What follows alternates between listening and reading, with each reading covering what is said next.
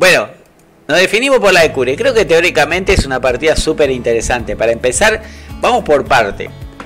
Creo que la partida fue muy bien preparada por ambos jugadores, ¿no? Entraron en esa variante de la defensa eslava, con lo cual después de alfil G5 las negras saben que pueden entrar en la ortodoxa con caballo D7 o alfil E7, pero eligen la variante Botvinnik, que en la década de los 90 esta variante pegaba y pegaba. Ya nombré a varios jugadores como Kranmi, Shirov, Anam, Ivanchuk, bueno, súper grandes maestros de aquella época que utilizaban esta variante. Y me acuerdo también un par de partidas que ganó Kasparov en un campeonato soviético, si no le estoy errando, donde ganó con blancas brillantemente. Algunas ideas de esas vamos a ver en las partidas. Bueno, tras E4 parece que está amenazando E5, pero las negras tienen que tener una compensación por la falta de espacio en el centro. E5 clava el caballo, pero las negras tienen el recurso de H6, alfil H4 y G5. Tras esto, el blanco sacrifica la pieza, pero inmediatamente la va a recuperar porque está clavado el caballo de F6. Se sigue con caballo BD7. Les recordaba que Curi en alguna oportunidad jugó también alfil E7, que es una variante bastante aguda.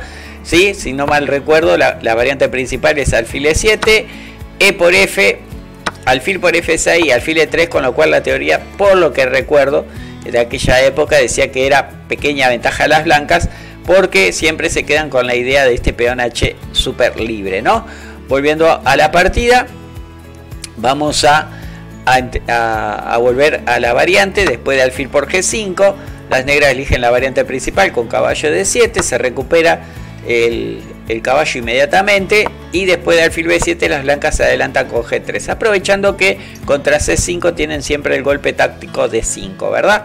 Entonces, después de dama B6, se gana ahí la diagonal, por fin se pone el alfil, enrocan largo, se vuelve una partida muy aguda con enroques opuestos, seguramente el negro aprovechando la columna H y su mayoría de peones en el flanco dama, que hace que la defensa por ese sector, a pesar de que tiene muchos agujeros, pueda sobrevivir ese rey. Ya lo vamos a ver. Después de C5 toma un poco la iniciativa aparentemente el negro, porque trata de abrir obviamente la columna D para presionar sobre la dama. Las blancas jugaron D5, cerrando ahí la diagonal y creando algunos detalles tácticos, como por ejemplo peón por peón. Acuérdense que el peón F al avanzar dejaría a la torre en el aire.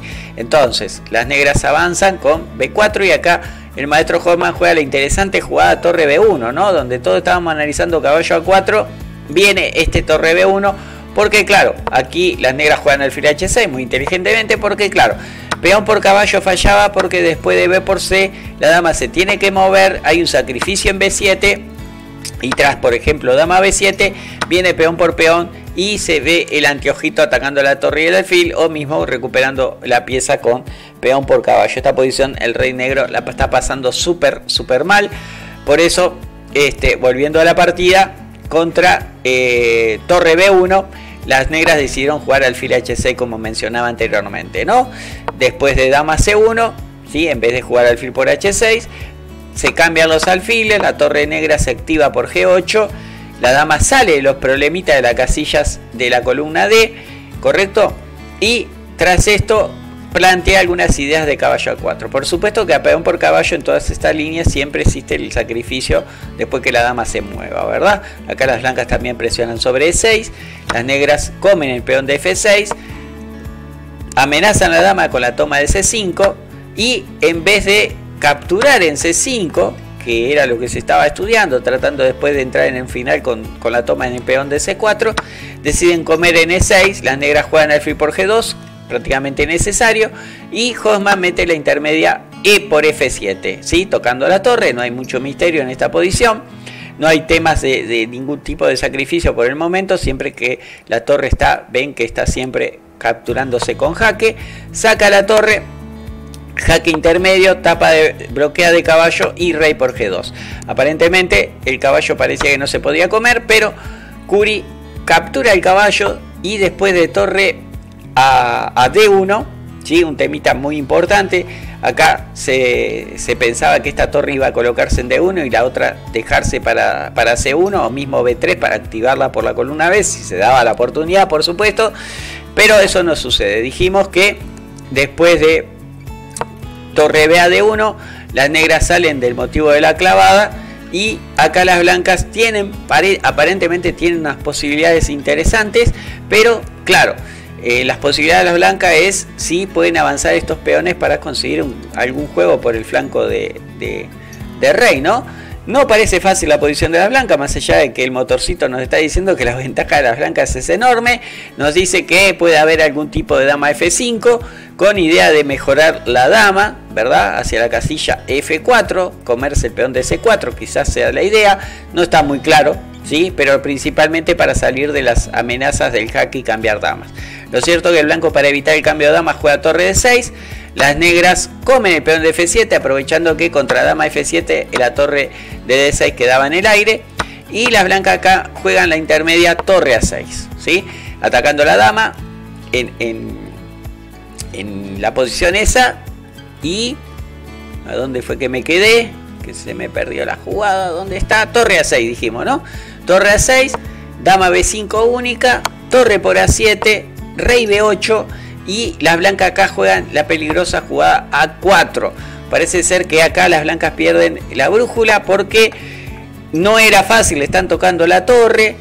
La torre, si se mueve, hay siempre un dama B7. Hay amenazas de entrar con torre por H2.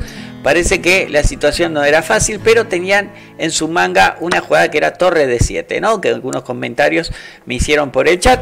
Porque la idea es que, claro, si come de dama o de torre, pero la mejor opción es comer de dama. Venía dama E5 jaque, el rey se tiene que alejar, tratando de engañar un poco a la dama, pero no, la dama se come aquí. Pero después de torre H7 la dama tiene que volver para el centro del tablero y aparece la jugada dama H3 que obliga a rey F3 y dama por torre, y acá el blanco tiene que jugársela por un perpetuo, ¿no? Con dama por C5 y bueno, buscar que el rey no se escapara, lo cual era bastante complicado, pero era la posibilidad de las blancas de no terminar perdiendo. En su lugar, después de toda la variante con torre por A7, vamos a volver a la posición. Dijimos que las blancas jugaron A4, peón al paso, prácticamente única, torre por A3, y acá las negras meten la sabia dama B7. ¿Por qué? Porque a F3 viene dama por B2 y contra lo que se jugó en la partida aparece el golpe torre por H2, que lo pedía todo el mundo a gritos. Bastante sencillo, en caso de rey H2, torre H7 y la dama está entrando por la diagonal. Entonces acá el blanco encuentra la jugada F3, prácticamente única, y cuando parecía que las negras iban a rematar el juego, ¿sí? Con jugadas como tipo torre F H7, aparece la jugada dama por B2, que inesperadamente de vuelta permanece la posición igualada. Hace la jugada dama D6 el blanco y parece que el rey negro no puede escapar. Juega rey B7, dama 6 y otra vez vemos que la posición se le vuelca a favor de Curi, ¿no? Parece ser que las posibilidades de las blancas era dar jaque en la diagonal.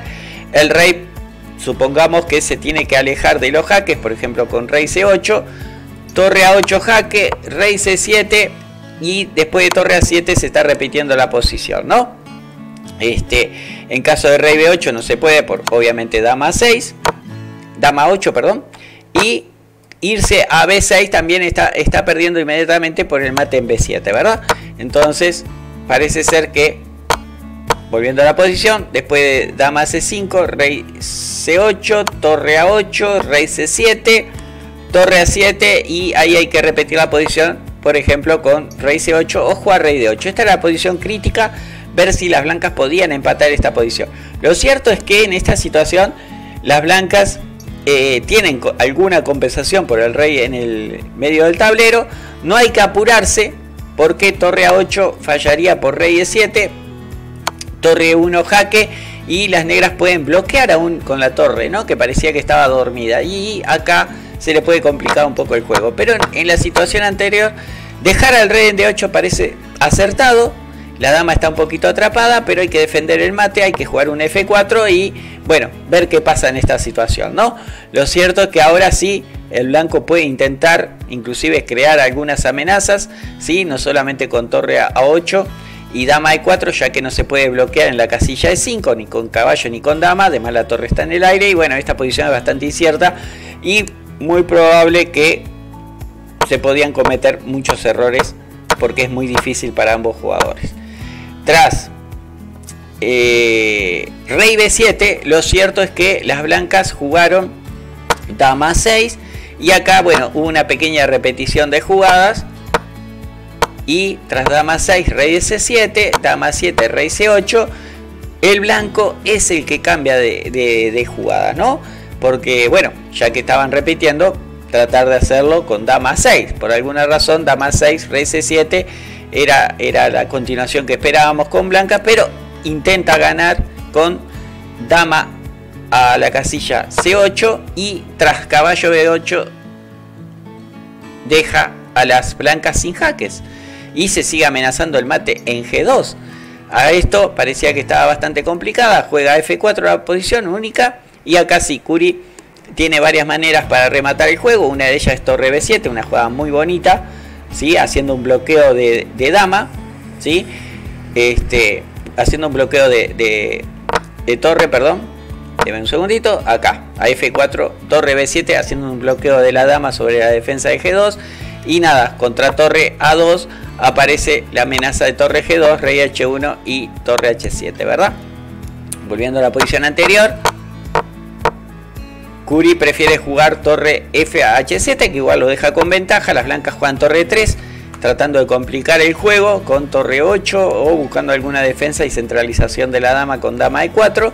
Además, bueno, tenía que evitar el dama d4 que se podía venir también, y torre h1 era muy difícil. Acá las negras tienen torre h1, prefieren jugar dama d4 clavando, única torre 1, y acá Curie remata el juego muy bonito con la jugada más fuerte en el tablero, que es c3.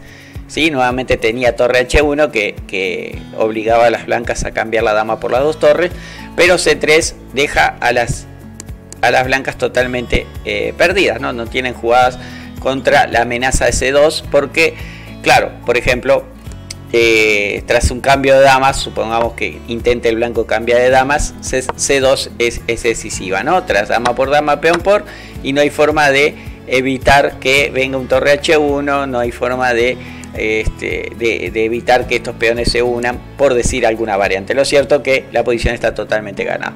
Bueno, este fue el resumen de la partida entre el gran maestro Alejandro Hoffman y el maestro FIDE Gabriel Curie.